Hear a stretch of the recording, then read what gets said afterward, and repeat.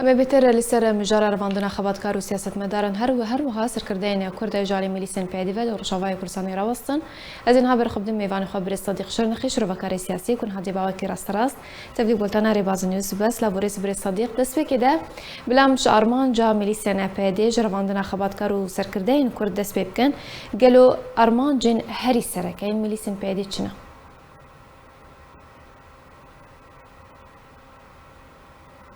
بري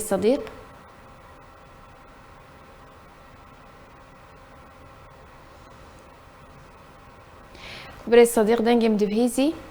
از اجاره کردن پرسیار خواهد دوباره بکم درباره بردامی رواندن خباتکار و سیاست مدارن هر وها هر کس نه نرین به سیاست پیادیره لروشاوای کردستان تی رواندن به چاره نویسن توکو سال و دم لسر رواندن وان درباز دبن حتی نها به چاره نویسن توی هولن مالبات وان هر وها انا کسی جی بدیار کردن چاره نویسوان لی پیادی رازی نبا کو چاره نویسوان دیار بکه دنرین آتا دا ارمان جن پیادی جرواندن خباتکار و سیاست مدارن و سرکرده كرد جرواندنا وان تشنقلو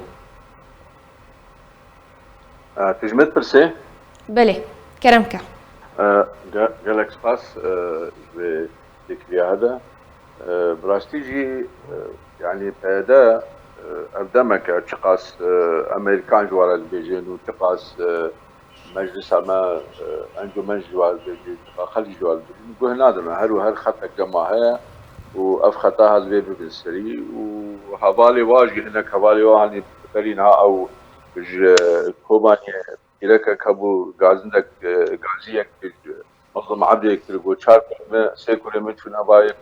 شاراجي من دبن يعني نابجين كي قدرية يا عزيز حسن دا او حوالي خوشي دبن وحوالي خلقي دبن وحوالي بالنامه بيجي تشتانود بيدا ميدا جوان شورشگيل او كتنا روليدا او خلق ضربين برينها نديار مثلا واضحه اختبار يعني المدرسه دا التعليم ذكرين توادوي ونحن نتعرف المدرسه جيبوا من الاستواده او التعليم يجي من الاستواده بازاروكا پرورده ذكر المدرسه دا يعني المدرسه يجيبون جهه پرورده قياديه نبوه جهه المخنله وحاضر ذكر بونا وعليك بيدري تشتك اشاره مثلا ناسكني يعني نسبه مع خدين خطا وغلط پروری قومی وطنی امی هذا ام هاج ضروري خواهبن يعني نا پیمان باره پیدا ذكر ونجي اتفاقات جي يعني تاني قوت وهاش قبول پیدا جي ولا يك آلي كي دجي دوي نسبتي خباطة مجي يعني ام خباتك وكا شاوى نهيني بكن وقي عبد الناصر ده وقي طغيانا بعثي هذا دوي شكلي بشارتي ام بكن نما كاتبان بشكل نجي ام قبضنا خويا كرن ام بيجا بشارتي وخانيا ده وجه وكا قلتي باشا بيطاري ده شاوى مكاري قبلي ذكر مهاجم يعني هم بري نكي وانا زورداري وزحمتي يقولوا البلد ما شكل لبري اقرا حكومتها سوري الخلق نضرب عند زي دبرنا عسكريه عملوا تقول زي حاجه صالي ودبرنا عسكريه انها ايدي بتشتانوجي بتشتانوجي دبي ام عيني زاروك يخا جواب مدرسه هذا جواب تكريم رضاني القران سواء وانا بقارس يعني قوات مرنينا ام بكر من زاروك خلقي خاضف حسن ووقت كده بربو يعني حركات كرديه وكان انجمن علومات قواتك كويتشي بو مهيبي كان فانا وابدنا وبرز بدن او ناب ندان يعني ودي ساجي نادن يعني هناك جي انكار كانوا هناك برسفا فانا وادان والله بنضابنا ونلجمنا وابي نفس ضروي جوبري انها حكومتي ذكرن وقت خلقي ونضابويا تو مراجعه بيروا ذكرن مراجعه جيزواي امنيت كن والله منزانن ام ناس ناكن يقول تفراب ده انه هاجي بقمانا هنا كان يعني جناب والات فراب ديوانات تزاروكي خضر خي يعني زاروكي خبيبيني او جي فساد دي كتيا يعني جموانا جي ترى هذا باورك استهبيه نابين وخاصه مظلم عبد بخاوك شخص ما قبلكي بكر تشتكي بك اللي خويا او جي بركك دبي ليس كذا بركك الشطرنج هذا انا او ونا غير كانت تشتكي بك يعني وام وكا قلت تشتك دولي جنابلا يعني قواتك دولي بريس صديق ما بحث هل وسا ناف دولتي بكن بريس الصديق دي لو رجوای کورسانی حتی کنگی و اف سیاست پیاده ورا مشاندن بیکو تکس ریگریه لبن پیکرنین وی بکه. الحياة كنجي از قول ما البيجم حياة ام هيزكي قواتك تشيكن او قوتها بلكي نها نابجم قواتك عسكري لانه ام نعم هذا نجيرة حتى ام بكر من ام وك انجمان ام بارتين انجمان خبدنا سرهبدو ام قواتها فتشيكن دنجي ما بقي دنيا يعني امجي يعني مخابن راستا ام بيدن لكن اللي ام خب خوجي ام خنادنا سرها تشتكي مظنه دبي ام بكن ام قبلنا سرها ام خبتنا قوت يعني اگر ملتي مجمد خوازي انه كل ببنيك يعني ندى خوازاواتني انه كل ام بيدا ببنيك اذا خوازا ام كل خبقه اف بارتين مين شازا بارتين هنا دي انجمن دي ام ببنيك وقت ام ببنيك ام بلوكا دي زوابا بيجن انه ام ببن قوتك مبري دنياي هم بري وقرارات تشيد بن هم بري اب وكا قلتي اتفاقات تشيرنا ان ببنا رقمك دي مثلا هذا يا ديتر اثبات بو يعني امريكا اب كسي ما فيش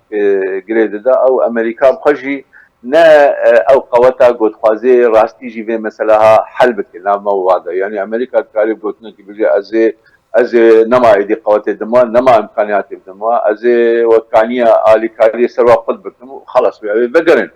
ليه دي امريكا دكاري بهتر بيبكي ودستوي دولي قلت لي امريكا ايروجي نفالا مكتيا مثلا اوكرانيا هذا وكتيا بشري هذا يعني نا خوازي نا شر جنگك نو الالي ما تشيكي همبري روسيا نا جنگك الي حكومتها سوري تشيكي نا جنگك الي ابوتشيا تشيكي يعني ثاني ابتشتها تشيدبين ضغطه وحيد يا سروا ايروج ابشري دوقتي جو اردوغان استفاده جبي دمكريا اف شري دكيل كردستان عراقي همبري وانا يعني ياما از ودبي اشكره بيخوياك يعني راكرنا فيادا وراكرنا فككا جهولي او خلاص بنا كردا تشقاس روجكي فيادا وفككا دمينه هو قس مساله كرديتي تشوساندن يعني وتشوساندنا ويجي بلي نها أنا كسيتش أنا كسيتي خواستن جرك أنا كسيت دفيدا ميدا چهل ويسه بسنج بركوش دما كودانو ستاندنا وبرا بينكي وأنا كسي دس بيكرنا جوي دمي وبن بيكرن در ما في أنا كسي على جرين أنا كسي بارتي مسر أنا كسي وبردوامن زالي وكا قلتي تشيا أنا كسي جرك إيدي درس ستاندبي يعني روجك دو محك سما بري ناجي پیمانك نامده چبو بري 2014 هذا پیمانك چبوجي يعني قالك ام ايدي سوده بگرين اف كسنها استراتيجيا وا نيا لفكرنيه نيا لفن اف تاني وقت مذاكرن واف تاني جي دخوازن بيجن ما انه تشكي بسكن حتى حوالي مي هي حياة قوتها مجي هي مجي بهذ لأنه تقول بدي أزوانا ناس تمج وقتي تشيبونا هاتنا وسوري ده از ناس مبري نهما ناس تكرن وتكليه مي مباشر تلقات يوادا جهبو يعني أفكسيها استراتيجيا يا لفكرني بتباركي ديرتنا أو دبيجن يعني ريخ نرينا وهايا دقوتن تبي في شكل في شيء أمثلة كل بردن يعني أفقوتنا سلوكاتي هوا في شكل بشيء أمثلة كل بردن أو قناعاتي هوا يعني خلكي دبي خلاص بكن كسك إشارة النبي نه إنه آلي كاري بارا كنت تقول بدي ده أفكسي بارا إيروش تابعي بارا نه و يعني هذا كيوانات قلت أف بارتي بارا شغل قو